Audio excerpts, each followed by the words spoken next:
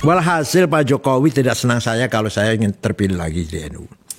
Maka di Lampung semua itu ya diatur sehingga saya harus kalah. Dan kemudian kalah. Ya nggak apa-apa. Itu catatan orang yang mempermainkan Nahdlatul Ulama, insya Allah ada balasannya. Tidak dulu. Tidak ada ulama besar dari Habib, nggak ada. Tapi kenapa masyarakat memberikan ruang kepada mereka? Karena mereka memanipulasi keturunan. Apa yang mereka sampaikan ke publik di kita itu tidak benar.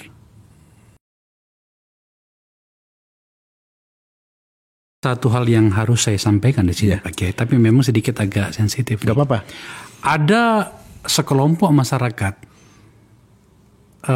yang tampaknya memobilisasi persepsi hingga kemudian seakan-akan bahwa kalau berbeda dengan mereka maka itu bukan Islam.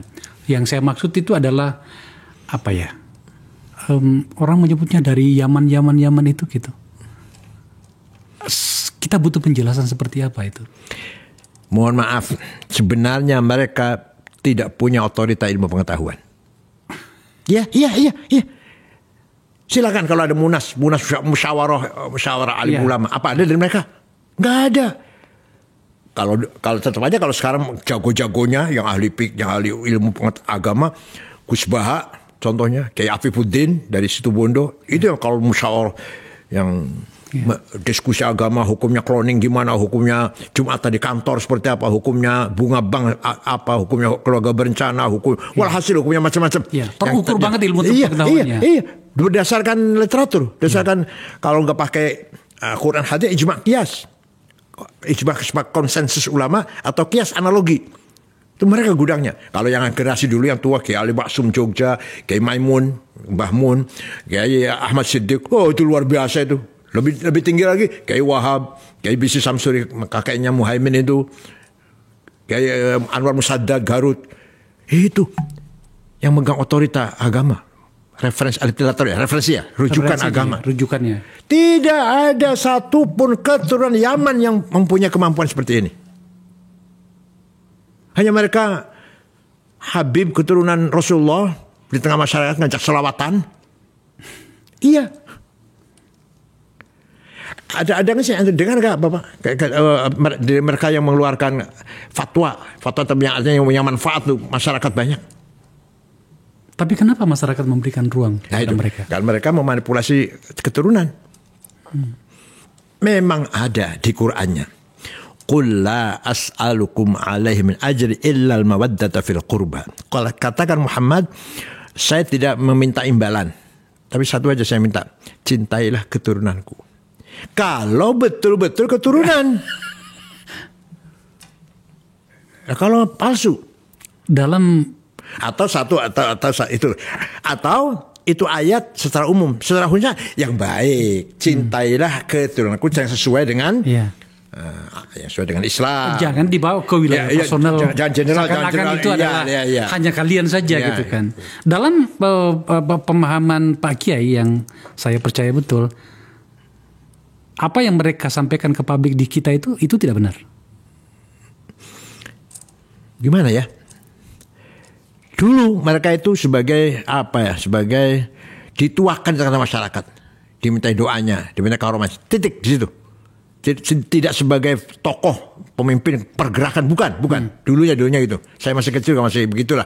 Mereka itu ya kita hormati sebagai keturunan Nabi Muhammad, baca doa, selawat, tapi kepemimpinan tetap di kiai, ulama. Hukum atau kebijakan atau keputusan tetap di kiai itu. Belakangan nih. Ada perubahan memang. Kok bisa ada mereka punya anggota yang pengikut yang fanatik. Iya. Kita akui mengumpulkan Jumatan di Monas 1 juta lebih itu dahsyat. Kita akui. Ya, kita akui. Tapi apakah seperti itu? Bukan, tidak. Kenapa? Karena tidurnya di masjid, sholatnya di lapangan. Mana Islam? Gampang aja gitu, gampang aja. Ukuran yang gampang. Tidurnya di masjid, sholatnya di lapangan. Kebalik-balik nih barang. Iya. Berangkat dari Cirebon, dari Cianjur ke sini. mau sholat Jumat, kapan? Besok di lapangan sholatnya. Malam ini mana? Di masjid tidurnya. Coba. Saya bawa dalam situasi forum saya ini Pak Kiai. Iya. Yang poin yang terakhir tadi ini. Apakah mereka tidak sebenarnya mereka itu sedang menerjemahkan pikiran religiusitasnya itu di dalam konteks agama, dalam konteks kekuasaan, maaf saya. Apakah tidak seperti itu? Bahwa yang saya maksud begini, mereka sebenarnya itu mau bicara tentang kekuasaan. Mereka mau bicara tentang politik. Tetapi kemudian pendekatannya seperti itu. Itu kan satu cara juga. Itu memanfaatkan masyarakat yang awam. Iya, masyarakat awam. Dikira kalau mendengar, lihat ceramahnya. Pokoknya kalau ikut Habib, ikut Sorgal kan itu lah. Si Habib itu ketika mati muka nakir aja nggak berani tanya. Habib si Fulan itu pernah mi'raj 70 kali katanya mi'raj. Sholatmu seberapapun banyaknya setiap hari, tapi kalau tidak mendoakan Habib, maka itu tidak akan diterima. Saya tidak perlu menjadi seorang ahli agama untuk mengatakan ini omong kosong. Iya. Ya, tadi kembali dalam sejarah. Dalam sejarah tadi. Tidak ada ulama besar dari Habib. Nggak ada. Hanafi, Bukhari, Muslim, Abu Dawud, Tirmidzi, Nasa'i, Ibnu Majah, Daraqutni, Ghazali, Haramain, Baqillani, Razi, Sanusi, Ad-Dimyati, Asyuti, Ad-Dasuqi, Ad-Manhuri, Said Badawi, Asyadili. Itu ulama besar nih. Yang sebut ulama besar ini. Yang saya sebut ini. Satu pun nggak ada yang Habib. Tiap ada kemungkarotan penyembahan, kita harus berbicara, ngomong, harus berpendapat, harus bersikap. Afdol jihad kalimatu haqqin amama imamin jair. Jihad yang paling utama adalah berani mengatakan kebenaran di depan penguasa yang zalim, yang menyimpang, yang melanggar. Nah, ya itu kan letternya seperti letternya. Nah, kita sebagai organisasi besar Islam Ahlussunnah wal Jamaah, ayo kita berikan masukan, rekomendasi, beri peringatan, teguran. Nah, kita ambil sikap dengan keadaan seperti ini. Untuk kemaslahatan, bukan untuk merusak, bukan. Ketika saya mengkritik Pak Jokowi misalkan, bukan berarti ingin menggulingkan, tidak. Enggak ingin. Tidak ada target yang menggulingkan, enggak. Waktu Pak SBY juga sering saya kritik Pak SBY, tapi beliau sangat menerima. Kalau dari kritik saya dipanggil malah. Karena dia tahu, saya itu enggak akan bertujuan jelek. Tak ada pikiran itu. Nah, ya. Seperti itu ya. Saya dipanggil kalau coba habis ngeritik pasti. 2 hari, 3 hari kemudian panggil. Minum teh bareng. Diminta pendapatnya, diminta masukannya. Beberapa kali Pak SBY itu begitu. Tapi ada juga yang menuding waktu Pak Kiai sebagai ketua umum itu malah mesranya dengan kekuasaan juga agak kental. Enggak juga dong. Enggak juga ya. Beberapa kritikan juga. Kok yang mana yang periode mana? Periode siapa? Periode ya mungkin periode kedua kali ya. Enggak, presiden siapa? Pak Jokowi? Ya enggak juga dong. Enggak malah kayak. Enggak dong, saya kritik. Malah di Lampung ceritanya boleh nggak kita dapat bocoran dikit lagi ya? Walhasil Pak Jokowi tidak senang saya kalau saya ingin terpilih lagi di NU. Maka di Lampung semua itu ya diatur sehingga saya harus kalah. Dan saya tidak sebesar Gus Dur. Gus Dur waktu muktamar Cipasung tahun 94 juga digitukan oleh Pak Harto. Jangan Gus Dur. Jangan sampai Gus Dur jadi. Dengan segala kekuatan. Segala saran. Ketika pembukaan naik di panggung, mukul beduk, Pak Harto beduk, Gus Dur tidak dipersilahkan ikut naik. Ketika selesai pembukaan, minum teh di tempat istirahat, Gus Dur mau bergabung nggak boleh. Koran yang mendukung Gus Dur tidak boleh masuk ke Tasikmalaya. Kompas contohnya. Tapi yang mencelakan Gus Dur masuk. Pelita waktu itu. Nah, sampai segitunya lah. Walhasil dengan segala kekuatan. Ancaman dan tekanan. Tapi Gus Dur kuat. Tetap menang. Saya tidak sehebat Gus Dur. Dan kemudian kalah. Ya nggak apa-apa. Itu catatan orang yang mempermainkan Nahdlatul Ulama. Insya Allah ada balasannya. Insya Allah, saya yakin itu. Ya, tapi ini nggak logis sih, bukan perkataan yang logis, bukan. Tapi orang yang mempermainkan Nahdlatul Ulama, Allah tidak akan membiarkan. Assalamualaikum warahmatullahi wabarakatuh. Sahabat Al-Quds antara jagat dimanapun berada, Mari kita sapa kembali dengan mereaksi video di acara Akbar Faisal Unsensor ya. Tapi sebelum kita masuk ke reaksi video tersebut, izinkan saya mengucapkan minal aidin wal faizin, mohon maaf lahir dan batin. Semoga amal ibadah kita semuanya diterima Allah Subhanahu wa taala dan kita terampuni dosa kita baik yang disengaja maupun yang tidak disengaja. Dan berkaitan dengan Idul Fitri ini menunjukkan bahwa ada hablum minallah dan ada hablum minanas. Setelah kita menghamba kepada Allah, kemudian kita bersilaturahim kepada sesama umat manusia. Dan pada kesempatan yang baik ini, saya pribadi memohon maaf kepada saudara-saudara kita semuanya yang ada di komunitas media sosial. Barangkali ada tutur kata, ada ucapan, ada perbuatan yang tidak berkenan kepada saudara-saudara kita semuanya. Mohon dimaafkan dan dilonggarkan hatinya untuk memaafkan. Kita sama-sama maafkan dan insya Allah walaupun nantinya ada perbedaan, kita sikapi dengan kedewasaan. Oke, kita masuk kepada reaksi video tersebut ya.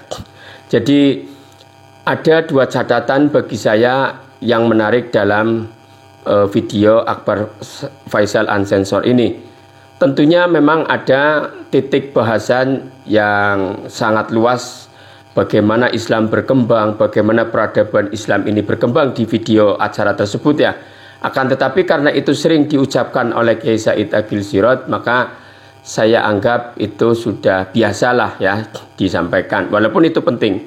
Tapi catatan bagi saya ada dua. Yang pertama, Kiai Haji Said Agil Sirot ditanya soal tentang habaib di negeri ini yang sedang ramai tentang pembahasan nasabnya, dan Kiai Said menjelaskan bahwa sebenarnya dari dulu tidak ada ulama besar dari Habib, golongan Habib ya, karena bagaimana peradaban Islam di dunia ini berkembang seperti ahli hadis, ahli tafsir, kemudian dalam ilmu pengetahuan yang lain itu mayoritas adalah bukan orang Yaman. Itu yang pertama. Yang kedua adalah ada pembahasan tentang bagaimana proses terjadinya Munas di Lampung yang akhirnya menjadikan Munas tersebut, yaitu Kiai Haji Yahya Khalil Setakuf itu menjadi ketua umum PBNU dan Kiai Said Agil Sirot gagal, dan menganggap ya, Kiai Said Agil Sirot menganggap bahwa Jokowi ikut cawe-cawe dalam peristiwa tersebut. Dan sayangnya Kiai Said Agil Sirot di dalam video tersebut saya rangkum bahwasanya dia itu gagal menjadi ketua umum PBNU oleh cawe-cawenya Jokowi, tapi karena dirinya dirugikan akhirnya bawa-bawa NU yang menganggap bahwa siapapun yang cawe-cawe atau yang namanya merusaklah tatanan NU itu akan mendapat balasan dari Allah Subhanahu wa taala. Ini yang saya kritisi dari Pak Kiai Said Agil dari statement yang ada di Akbar Faisal Unsensor ya. Jadi kita jangan sampai kecewa itu karena kita yang dirugikan, tapi harusnya kita itu mengutamakan kepentingan bangsa, kepentingan umum di atas kepentingan pribadi. Saya kira ini ada, ya mohon maaf ya, Kiai Said juga manusia ya, dan tetap saya ta'zim, saya tetap ikraman wa ta'ziman kepada beliau sebagai ulama besar di negeri ini. Akan tetapi karena ini kita negara demokrasi ya, kita kritik mengkritik tidak ada masalah ya. Intinya itu bahwa Kiai Said kecewa karena dirinya tidak terpilih menjadi ketua umum PBNU, kemudian mohon maaf agak kecewa kepada Jokowi, kemudian dalam tanda petik mengancam ya bahwa Pak Jokowi dianggap sudah ikut memanfaatkan NU, akhirnya akan segera mendapat balasan dari Allah Subhanahu wa taala. Semoga kita ini tetap terjaga ukhuwah Islamiyah, Insaniyah, Watoniyah dalam perbedaan apapun. Yang penting kita tetap hatinya terikat bahwa kita adalah semuanya makhluk Allah Subhanahu wa taala, sama-sama umat Nabi Muhammad SAW. Ada perbedaan pemikiran, ada perbedaan pemahaman, itu adalah fitrah sebagai manusia. Semoga bermanfaat. Sampai jumpa. Assalamualaikum warahmatullahi wabarakatuh.